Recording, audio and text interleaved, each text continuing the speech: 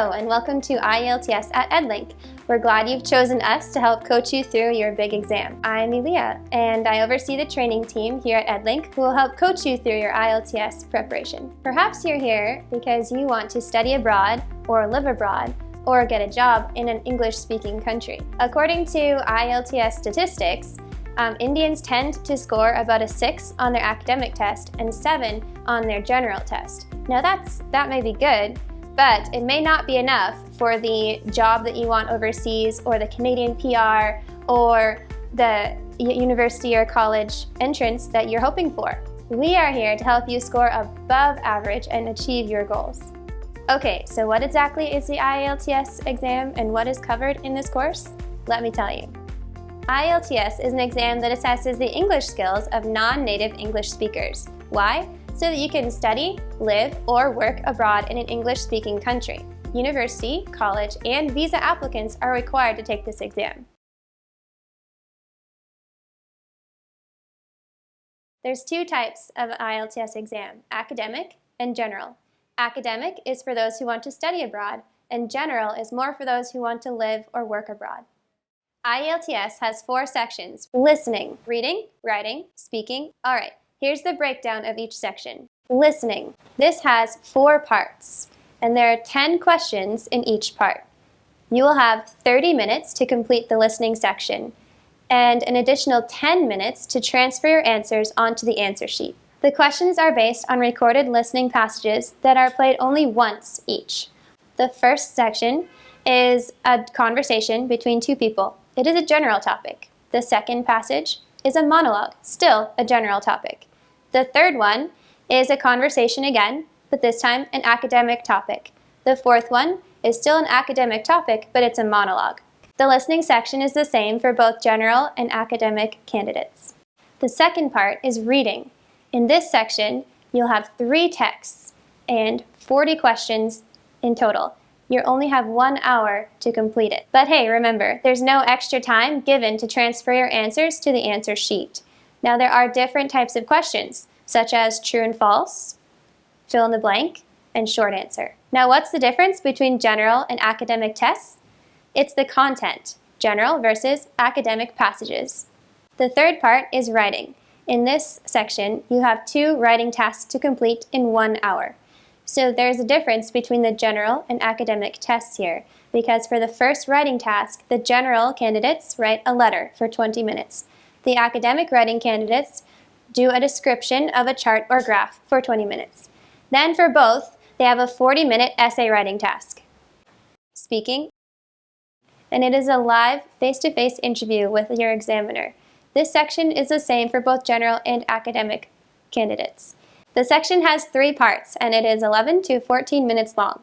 In the first part, you will answer questions about yourself, such as your hometown, your hobbies. So you might be asked to describe your hometown, or you might be asked, what are your hobbies? In the second part, you will be given a cue card with a topic written on it. You will have 1 minute to prepare, and then you have to speak for 2 minutes about your topic.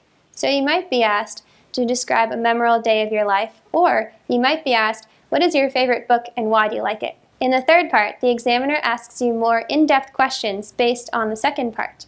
So you might be asked, how important is friendship? Or why is reading important? Scoring. IELTS is scored on a 9-band scale, and the scores are given in whole or half bands. That means you could get a 7 or a 7.5, but not a 7.25 or some other decimal. The listening and reading sections are marked objectively. You get 1 mark for each correct answer. Remember, spelling and grammar are important.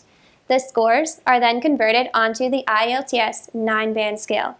For example, let me give you a bonus spelling tip. If the answer is government and you write G-O-V on your question booklet, that's okay on the question booklet, but you need to remember when you transfer it over to the answer sheet that you write out government, the full word. Now let me give you a bonus grammar tip. If the answer is Richard's house, but you don't put the apostrophe, you just put Richard's with an S, then that's actually wrong. Even though you know that it's Richard's house, everybody knows that, you still need to put the apostrophe S as a grammatical point because all of the punctuational things are marked in IELTS. So make sure you check your punctuation. Is that too much information for today? That's okay. You can pause the video and come back later. But if you're ready for more, keep listening. The writing and speaking sections are marked more subjectively. In the writing section, both tasks are marked independently. The second task carries more weight than the first. Here are the criteria that you will be assessed on. Writing task assessment criteria. 1. Task achievement. 2. Coherence and cohesion. 3. Lexical resource. 4. Grammatical range and accuracy. Here are some tips to crack the writing assessment. Task achievement is the first one. You need to make sure you answer the question fully, each part. The second tip is coherence and cohesion. Make sure your sentences flow and make sense logically. The third tip is lexical resource. This is where you need to improve your vocabulary and make the most appropriate word choices. The fourth tip is grammatical range and accuracy. Make sure that you check your punctuation and spelling. Now here's the criteria for the speaking assessment. Speaking task assessment criteria. 1. Fluency and coherence. 2. Lexical resource. 3. Grammatical range and accuracy. 4. Pronunciation.